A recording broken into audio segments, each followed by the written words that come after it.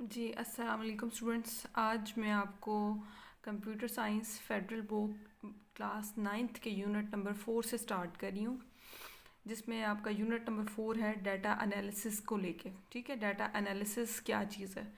Data, इससे नाम से क्लियर पता चल रहा है कोई इन्फॉर्मेशन होगी, कोई कलेक्शन ऑफ रिलेटेड रिकॉर्ड्स होंगे या कुछ भी जो गिवन चीज़ है रॉ फॉर्म में है, उसको आप कहते हैं डाटा।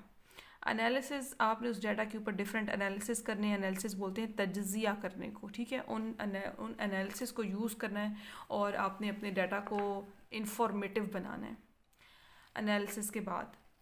अब डाटा साइंस, इस पूरे डाटा एनालिसिस में जो मोस्ट इम्पॉर्टेंट रोल है वो है आपकी इस पूरी डाटा साइंस का। डाटा साइंस जो है ये सारी एनालिसिस में और आपको डाटा को किस तरीके से इंफॉर्मेटिव बनाना है, उसके अंदर से मीनिंगफुल इन्फॉर्मेशन कैसे एक्सट्रैक्ट करने हैं, वो सब आप डाटा साइंस में सीखते हैं। अब ये डाटा साइंस क्या है, आपको पता है कि आजकल दुनिया में इतना डाटा कलेक्ट हो चुका है डिफरेंट इंफॉर्मेशन से रिलेटेड, डिफरेंट सब्जेक्ट से रिलेटेड। आप क्रोम पे जाके किसी भी टॉपिक पे इंफॉर्मेशन जस्ट राइट करते हैं और आपको मल्टीपल वेबसाइट्स अपना इंफॉर्मेशन उस टॉपिक से रिलेटेड आपको प्रोवाइड करने के लिए लिंक्स सामने आ जाते हैं। ठीक है, और आप अपनी जो इन्फॉर्मेशन है जिसको आप जिस तरीके से लेना चाहते हैं, आप उन वेबसाइट्स को, डिफरेंट वेबसाइट्स को एक्सेस करके ले लेते हैं। अब वो ये सारा डाटा एक्सेस करना, सेव करना, स्टोर करना और उसमें से इंफॉर्मेटिव इंफॉर्मेशन निकालना, इन सब के अंदर इन सब की नॉलेज किस चीज़, कौन सी ब्रांच डिस्कस करती है, डाटा साइंस।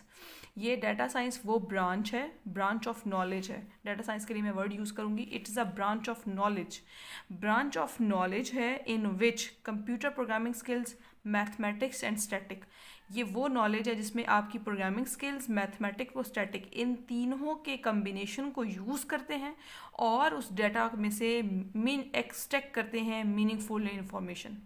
ठीक है, उस पूरे डाटा में से, डाटा के ऊपर आप इम्प्लीमेंट करोगे या डाटा में आप यूज़ करोगे अपनी प्रोग्रामिंग स्किल्स को, मैथमेटिक्स की स्किल्स को और स्टैटिस्टिक की स्किल्स को। इन तीनों स्किल्स को आप यूज़ करके सारे डाटा में से मीनिंगफुल इंफॉर्मेशन को यू निकालेंगे।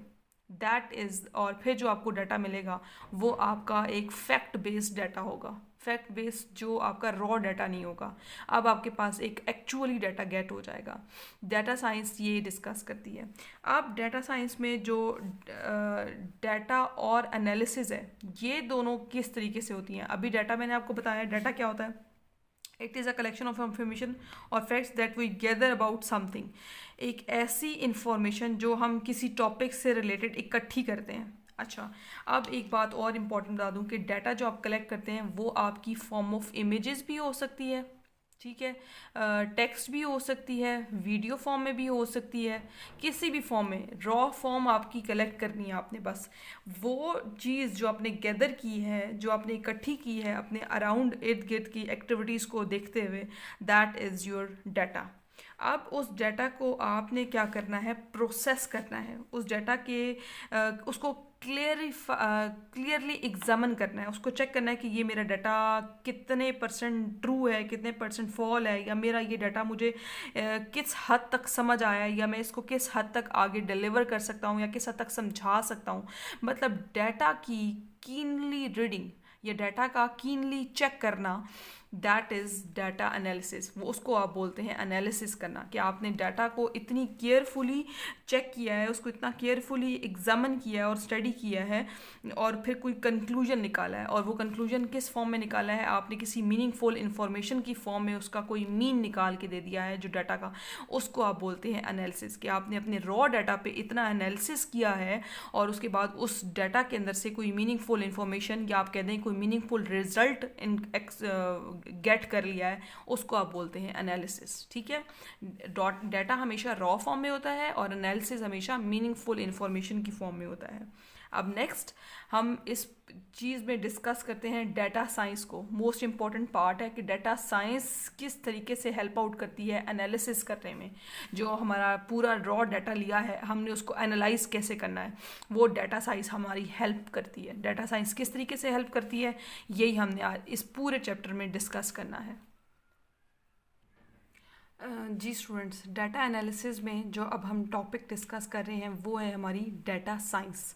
अब डाटा साइंस किस तरीके से डाटा के ऊपर एनालिसिस करती है? डाटा साइंस जी कंबाइन करती है मशीन लर्निंग को, मैथमेटिक्स की लर्निंग को, स्टैटिस्टिक की लर्निंग को और डाटा एनालिसिस। इन चार चीज़ों को, फोर्थ चीज़ यहाँ पे लिख दूँ डाटा एनालिसिस, इन चार चीज़ों को कंबाइन करती है। ठीक है, डाटा साइंस इन चार चीज़ों को कंबाइन करेगी और उस पूरे डाटा के ऊपर एनालिसिस करने के बाद, उस रॉ डाटा के ऊपर एनालिसिस करने के बाद उसमें से एक मीनिंगफुल इंफॉर्मेशन एक्सट्रैक्ट कर लेगी। वो मीनिंगफुल इंफॉर्मेशन हमें हेल्प आउट करेगी हमारी रियल वर्ल्ड प्रॉब्लम्स को सॉल्व करने में, मेडिकल की फील्ड में अगर कोई प्रॉब्लम है उसको सॉर्ट करने में, एजुकेशन में के डिपार्टमेंट में कोई प्रॉब्लम है उसको सॉर्ट करने में, साइंटिफिक रिसर्च से प्रॉब्लम से रिलेटेड अगर कोई प्रॉब्लम है तब, और बिजनेसेस में भी इवन, ठीक है, बिजनेसेस में भी अगर इवन कोई प्रॉब्लम आती है तो ये डाटा साइंस वहाँ पे क्या करती है, अपने इन डिफरेंट फील्ड को यूज़ करके उनकी प्रॉब्लम्स को सॉल्व करने में बहुत इम्पॉर्टेंट रोल प्ले करती है डाटा साइंस। अब डाटा साइंस किस किस चीज़ पे कंसिस्ट करती है? इसके अंदर कुछ होते हैं कंपोनेंट्स, कुछ होती हैं थ्योरीज और कुछ होते हैं एल्गोरिदम। ये तीन चीज़ों से मिल के बनी हुई है आपकी पूरी डाटा साइंस। ठीक है, डाटा साइंस इनको यूज़ करके आपके डाटा पे एनालिसिस करती है और रियल डेली लाइफ में बेस्ड प्रॉब्लम्स को सॉल्व करती है। और ये डाटा साइंस एक्चुअली किन कंपोनेंट्स पे बेस्ड होती है? थ्योरीज पे और एल्गोरिदम्स पे। एल्गोरिदम आपको पता है, कंप्यूटर पे कभी भी कोई प्रोग्राम बनाया जाता है या उसको सॉल्व किया जाता है तो सबसे पहले उसका एल्गोरिदम एक रफ चार्ट, ठीक है, एक रफ डायग्राम बेस्ड एक होती है फ्लो चार्ट, वो बनाया जाता है। उसके बाद उस फ्लो चार्ट को कन्वर्ट किया जाता है कुछ मल्टीपल स्टेटमेंट्स की फॉर्म में, उसको आप बोलते हैं एल्गोरिदम। और फिर वो डिफरेंट थ्योरीज होती हैं। अब ये पूरी डाटा साइंस इन तीन चीज़ों से मिल के बनी हुई है। अब आपकी बुक में जितने कंपोनेंट्स जो एक्सप्लेन के साथ जो गिवन है, मैं उन सारे कंपोनेंट्स को वन बाय वन एक्सप्लेन करने लगी हूँ। ठीक है, आपका सबसे पहला जो कंपोनेंट आपकी बुक में गिवन है दैट इज़ डाटा। ठीक है, डाटा क्या चीज़ होती है? डाटा अभी मैंने आपको बताया है जब इस चैप्टर का स्टार्ट हुआ था, ये आपकी कलेक्शन ऑफ ऑब्जर्वेशन, फैक्ट्स और इन्फॉर्मेशन है जो आपको डिफरेंट रिसोर्सेज से मिलती है। डाटा आपका क्या होता है, और ये हमेशा रॉ फॉर्म में होता है, या आप इसको ये कह सकते हैं ये अनस्ट्रक्चर्ड फॉर्म में होता है, या आप कहते हैं अनप्रोसेस फॉर्म में होता है। आप ये डाटा साइंस क्या करेगी, उस डाटा को लेगी, उस रॉ डाटा को यानी कि उस अनप्रोसेस डाटा को लेगी और उसको प्रोसेस डाटा में कन्वर्ट करके दे देगी। या आप ये कह दें उस स्ट्रक्चर्ड डाटा को अनस्ट्रक्चर्ड डाटा को एक स्ट्रक्चर्ड डाटा में कन्वर्ट कर देगी। कौन? ये डाटा साइंस। तो रॉ फैक्ट्स एंड फिगर जो आपने अपने रिसोर्सेज से या अपने अराउंड से ऑब्जर्व करके गेट किया है या उसको कलेक्ट करके अपने पास रखा हुआ है, डाटा साइंस उस पूरी रॉ या अनस्ट्रक्चर्ड डाटा को स्ट्रक्चर्ड डाटा में कन्वर्ट करके दे देगी, यानी कि आपको मीनिंगफुल रिजल्ट या मीनिंगफुल इंफॉर्मेशन में अप्लाई करके दे देगी। ये डाटा साइंस का काम है। फिर डाटा के बाद एक और मोस्ट इम्पॉर्टेंट आपका कंपोनेंट है डाटा सेट। अब ये डाटा सेट क्या होता है?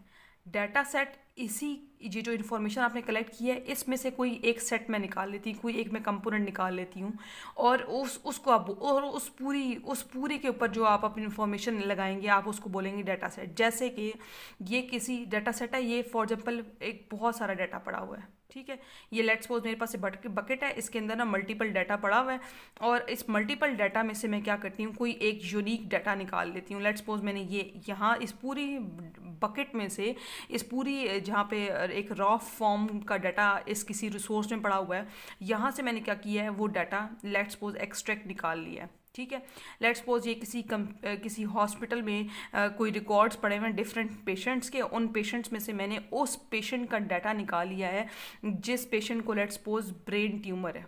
ठीक है, और अब क्या करूँगी, इस पूरे डाटा के अंदर या इस पूरे कलेक्शन के अंदर यहाँ पे सारा डाटा अरेंज करके रख दूंगी सिर्फ उन्हीं पेशेंट्स का जिन पेशेंट्स को ब्रेन ट्यूमर है।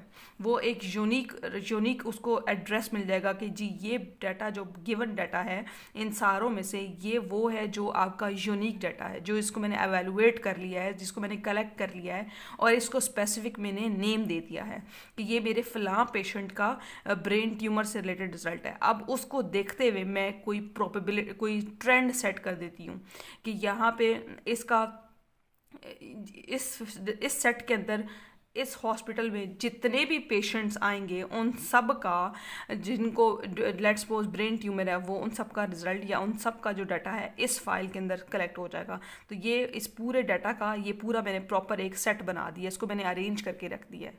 ठीक है, ये आप चीज़ होती है डाटा सेट। नेक्स्ट आपकी एक और इम्पॉर्टेंट कंपोनेंट है that is your statistic and probability. जी स्टूडेंट्स, डाटा साइंस के अभी मैंने आपसे डाटा सेट इन दो कंपोनेंट्स को डिस्कस किया है जो डाटा साइंस के मेन इंपॉर्टेंट कंपोनेंट है। अब मैं इसका आपसे डाटा साइंस का थर्ड कंपोनेंट डिस्कस कर रही हूँ that is your statistic and probability. Statistic क्या होती है? स्टैटिस्टिक होती है आपकी पास्ट इवेंट्स। ठीक है, पास्ट इवेंट्स जो आपके पास में हुए हुए इवेंट्स हैं अगर उनको एनालिसिस किया जाए उसको आप बोलते हैं स्टैटिस्टिक। मतलब स्टैटिस्टिक में आप पास्ट इवेंट को एनालाइज करते हैं और प्रोबेबिलिटी में आप क्या करते हैं अपने फ्यूचर डाटा को एनालाइज करते हैं और कोई प्रेडिक्शन दे देते हैं या कोई रिजल्ट बना के दे देते हैं। स्टैटिस्टिक में आप पास्ट इवेंट को एनालाइज करते हैं और प्रोबेबिलिटी में आप फ्यूचर इवेंट्स को एनालाइज करते हैं और उन दोनों चीज़ों को देखते हुए आप डाटा के अंदर कोई ट्रेंड या कोई पैटर्न बता देते हैं। ठीक है, कि इस डाटा के अंदर इस पास्ट इवेंट को लेके और फ्यूचर इवेंट्स को लेके इस डाटा का क्या ट्रेंड है वो आप जब डिस्कस करते हैं या उसका पैटर्न आप बता देते हैं वो आपका है स्टैटिस्टिक एंड प्रोबेबिलिटी। ठीक है, ये डाटा साइंस का एक ऐसा कंपोनेंट्स है। ठीक है, डाटा साइंस का वो कंपोनेंट जो आपके पास्ट इवेंट्स और फ्यूचर इवेंट्स की प्रेडिक्शन करके आपका डाटा का कोई ट्रेंड या पैटर्न बता देता है, उस कंपोनेंट को आप बोलते हैं स्टैटिस्टिक और probability component. Most important next component है दैट इज़ योर मैथमेटिक्स, जो बार बार हम डिस्कस कर रहे हैं कि डाटा साइंस मिलके बना हुआ है मैथमेटिक्स और स्टैटिस्टिक्स से। तो मैथमेटिक्स क्या करता है? मैथमेटिक्स ये करता है कि जनाब आपके डाटा में अगर लेट सपोज कोई कॉम्प्लेक्स प्रॉब्लम आ गई है, कोई बहुत बड़ी प्रॉब्लम आ गई है, उस प्रॉब्लम को सॉर्ट करने के बाद उस प्रॉब्लम को क्या कर देता है? ओवरकम कर देता है, उस प्रॉब्लम को कम कर देता है, सॉल्व करके सोल्यूशन दे देता है और हेल्प आउट करता है डिसीजन मेकिंग में। मैथमेटिक्स ये काम करता है। ठीक है, मैथमेटिक्स को अगेन रिपीट कर देती हूँ, मैथमेटिक्स डाटा साइंस का ऐसा कंपोनेंट होता है जो आपकी कॉम्प्लेक्स प्रॉब्लम को सॉल्व करके या ह्यूज प्रॉब्लम को सॉल्व करके उसको सिंपल और क्लियर डाटा में कन्वर्ट कर देता है। कि मैथमेटिक्स का काम है, सिंपल कर भी देता है और क्लियर कर देता है आपके उस ह्यूज प्रॉब्लम को, उस कॉम्प्लेक्स प्रॉब्लम को। ये मैथमेटिक्स का काम है। स्टूडेंट्स, नेक्स्ट आपका टॉपिक है मशीन लर्निंग। ठीक है, ये डाटा सेट का जो नेक्स्ट कंपोनेंट है मशीन लर्निंग। अब मशीन लर्निंग क्या कहता है? मशीन लर्निंग यूज़ करता है जी एआई को, आर्टिफिशियल इंटेलिजेंस को। आर्टिफिशियल इंटेलिजेंस को मशीन लर्निंग यूज़ की जाती है, मतलब मशीन लर्निंग इस आर्टिफिशियल इंटेलिजेंस की ब्रांच है। इसमें क्या होता है कि जो डाटा साइंस है वो अब इसको किस तरीके से आर्टिफिशियल इंटेलिजेंस को यूज़ करती है। आर्टिफिशियल इंटेलिजेंस एक वर्ड है आपकी एक इस पूरे टॉपिक में। Immediate human learning by the computers. Immediate human learning means अब वो एक ऐसा एल्गोरिदम बनाएगी, ठीक है, किसी कंप्यूटर के ऊपर या किसी कंप्यूटर में एक ऐसा एल्गोरिदम फिट कर देंगी कि वो बिल्कुल ह्यूमंस के बिहेवियर को लर्न करेगा, उसको वॉच करेगा और कॉपी करके उसी तरह बिल्कुल एक्शन परफॉर्म करने लग जाएगी। ठीक है, मशीन अब वो मशीन लर्निंग ये काम परफॉर्म करवाती है किसी सिस्टम के अंदर। अब इसकी बेस्ट एग्जांपल है रोबोट्स। रोबोट के अंदर जो क्या करते हैं, वो रोबोट बेसिकली कंप्यूटर ही है और वो रोबोट इस एआई की टेक्नोलॉजी को यूज़ करता है, आर्टिफिशियल इंटेलिजेंस की। इस टेक्नोलॉजी को यूज़ करके वो एक्चुअली में कर क्या रहा होता है? ह्यूमन लर्निंग, ह्यूमंस के बिहेवियर को देखना, उसको लर्न करना, उसको कॉपी करना और उसके अकॉर्डिंग फिर अपने एक्शंस को परफॉर्म करना स्टार्ट कर देना। ये है आपकी मशीन लर्निंग। नेक्स्ट इसके बाद एक और आपकी आ जाती है डीप लर्निंग।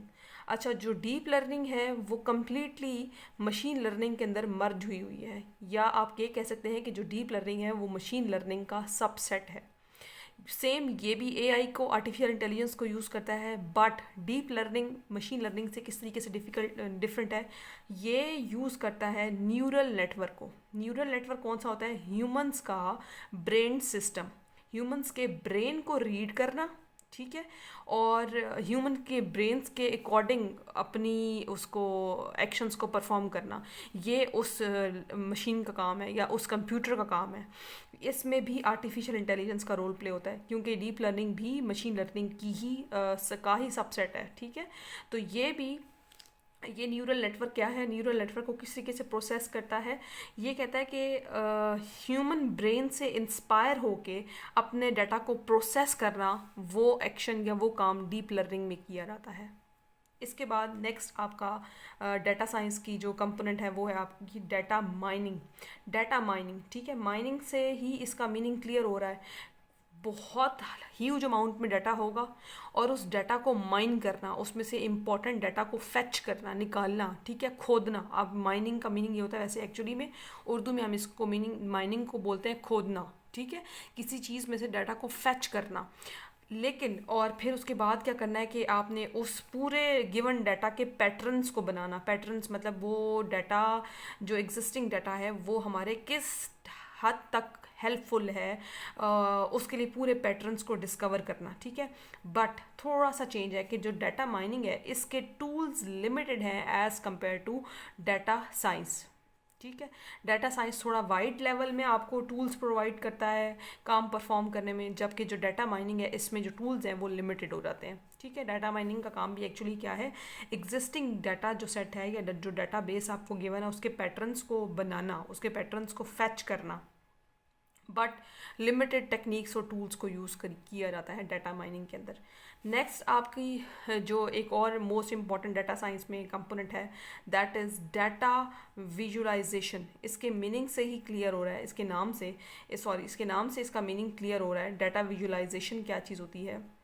विजुलाइज करना, किसी चीज़ को या किसी डाटा को देख के उसका रिजल्ट डिक्लेयर करना, दैट इज़ विजुलाइजेशन। अब इसमें क्या होता है? जो गिवन डाटा है उसको प्लॉट किया जाता है ग्राफ की फॉर्म में, चार्ट की फॉर्म में, एनिमेशन की फॉर्म में, यानी कि आपके गिवन डाटा की ग्राफिकली रिप्रेजेंटेशन डाटा विजुलाइजेशन के अंदर होती है।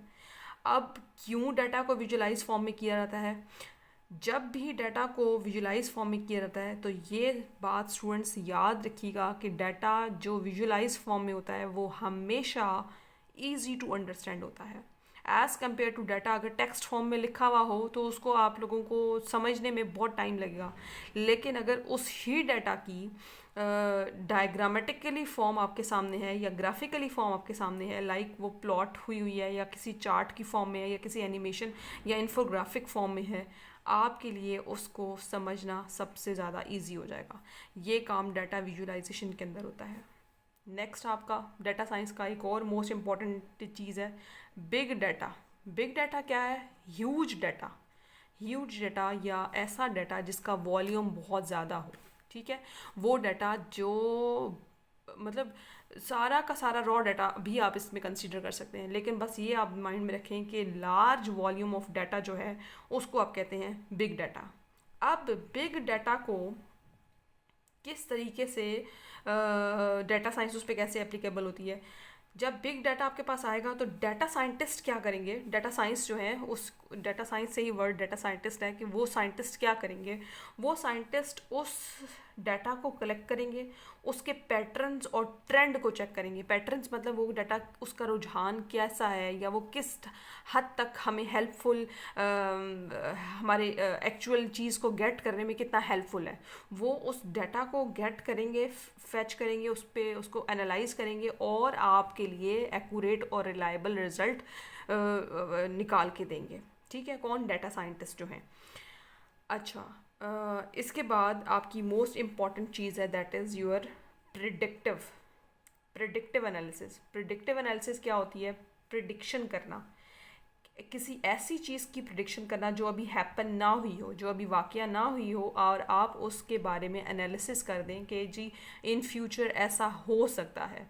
वो आपकी जो चीज़ एनालिसिस है, यानी कि फ्यूचर की डिस्कशन करना या फ्यूचर के बारे में बताना, उसको आप बोलते हैं प्रेडिक्टिव एनालिसिस। अच्छा, जो फ्यूचर के बारे में बताया जाता है वो कैसे बताया जाता है, ये बात याद रखिएगा कि वो हमेशा हिस्टोरिकल डाटा को देखा रहता है। हिस्टोरिकल डाटा वो होता है जो आपका पास्ट में पड़ा हुआ डाटा होता है, ठीक है, जो या आपके पास जो भी डाटा गिवन होगा, जो कलेक्ट किया हुआ होगा, उस डाटा को देखना और उस डाटा को देखने के बाद प्रिडिक्शन देना फ्यूचर में ये डाटा क्या हमें हेल्प आउट कर सकता है, उसको आप बोलते हैं predictive analysis.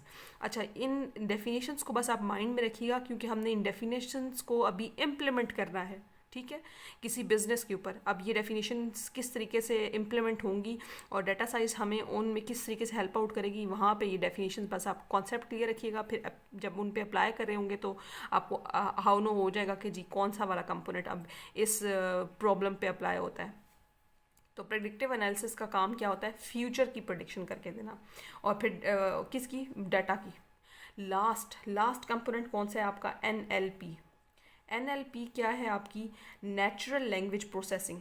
Natural language processing कौन सी लैंग्वेज है, ये इंटरेक्शन है बिटवीन ह्यूमन, ठीक है, ह्यूमन एंड कंप्यूटर। ह्यूमंस और कंप्यूटर के दरमियान में जो इंटरेक्शन है उसको आप बोलते हैं एनएलपी, नेचुरल लैंग्वेज प्रोसेसिंग। इसके लिए कॉमन यूजेस जो एनएलपीज हैं उनका एक को बोलते हैं आप चैटबूट, ठीक है। चैटबूट क्या है जनाब, चैटबूट एक ऐसी एप्लीकेशन है जिस पे एआई के थ्रू, ठीक है, एआई है ये चैटबूट, तकरीबन आप इसको यही बोल सकते हैं कि ये आपकी एआई है, आर्टिफिशियल इंटेलिजेंस है। ये हेल्प आउट करती है, मैसेजिंग सर्विस है ये वैसे मैसेजिंग एप्लीकेशन है, ठीक है, जिसका नाम लिया गया, ये एक एनएलपी है जो मैसेजिंग एप्लीकेशन है, और ये हेल्प करती है कस्टमर से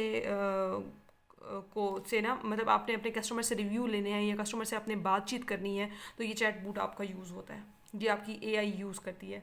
अब इसमें होता क्या है कि ह्यूमंस मैसेज कर देते हैं, ह्यूमन अपनी लैंग्वेज में, चाहे ह्यूमन अपनी लैंग्वेज मीन्स ऑडियो फॉर्म में भी वो मैसेज कर देगा, और एआई क्या करेगा, उस मैसेज को ट्रांसलेट करके कंप्यूटर को बता देगा कि जी ह्यूमन क्या उससे एक्सपेक्ट कर रहा है या वो क्या उससे पूछना चाह रहा है। टेक्स्ट फॉर्म में भी हो सकता है, ठीक है, उसको ट्रांसलेट करके बता देगा। तो एक्चुअली एनएलपी के अंदर क्या मेन काम कौन कर रहा है, आपकी एआई काम करी है, आर्टिफिशियल इंटेलिजेंस काम करी है, ये ट्रांसलेट करके दे देता है। अच्छा, इस जो कॉमन एनएलपीज़ हैं, एक चैटबूट यूज़ किया है, एक मैंने लैंग्वेज ट्रांसलेटर यूज़ किया है, और थर्ड टाइम मैंने यूज़ किया है सेंटिमेंट एनालिसिस। सेंटिमेंट एनालिसिस, जी स्टूडेंट, सेंटिमेंट एनालिसिस का वर्ड आगे भी यूज़ हो रहा होगा, मैं जब इस टॉपिक को फर्दर एक्सप्लेन करी होंगी। तो सेंटिमेंट एनालिसिस कौन सा एनालिसिस होता है, ये वो एनालिसिस होता है जो आप कह दें कि आपने लेट्स सपोज किसी आप एक कस्टमर हैं और आपने किसी क्लाइंट से कोई चीज़ ली है, ठीक है, कोई चीज़ बाय की है। अब आप क्या करते हैं, उसके बारे में क्लाइंट को फीडबैक देते हैं। तो वो मल्टीपल क्लाइंट्स को, अपने मल्टीपल कस्टमर अपने फीडबैक देंगे तो उनका रिव्यू बन जाएगा। अब वो रिव्यू पॉजिटिव भी हो सकता है, नेगेटिव भी हो सकता है, और न्यूट्रल भी हो सकता है। उन रिव्यूज़ को एनालाइज करना सेंटिमेंट एनालिसिस का काम है, ठीक है। यानी कि कस्टमर से मिलने वाले रिव्यूज़ या फीडबैक की एनालिसिस पॉजिटिव हो या नेगेटिव हो या न्यूट्रल हो, ठीक है, इनको डिस्कस करना सेंटिमेंट एनालिसिस का काम होता है। इसमें आप इन रिव्यूज़ की एनालिसिस करते हैं, ठीक है। ये आपकी डाटा साइंस के कुछ, और ये एनएलपीज़ की एग्जांपल है, सेंटिमेंट, चैटबूट और आपकी लैंग्वेज ट्रांसलेटर। ये एनएलपीज़ यानी कि नेचुरल लैंग्वेज प्रोसेसिंग की जो है ना, आप ये कह दें कि कॉमन यूजेस हैं, ये उसके अंदर काउंट होते हैं। अब डाटा साइंस के आपने ये डिफरेंट कंपोनेंट्स पढ़ लिए हैं, अब आपने इन ही कंपोनेंट्स को अप्लाई करना है अपने किसी बिजनेस के डेवलपमेंट में, या बिजनेस में अगर लेट्स सपोज कोई प्रॉब्लम हो गई है, उन प्रॉब्लम को किस तरीके से उसके अंदर हम इसको डालते हैं, किस तरीके से चेक करते हैं, वो अब आप नेक्स्ट लेक्चर में मेरे सुनेंगे, ठीक है जी। जब तक के लिए स्टूडेंट्स मेरी वीडियोस को प्लीज़ लाइक, सब्सक्राइब और कमेंट ज़रूर किया करें, और अगर कोई क्वेश्चन हो तो मेरे से ज़रूर पूछा करें। अल्लाह हाफिज़।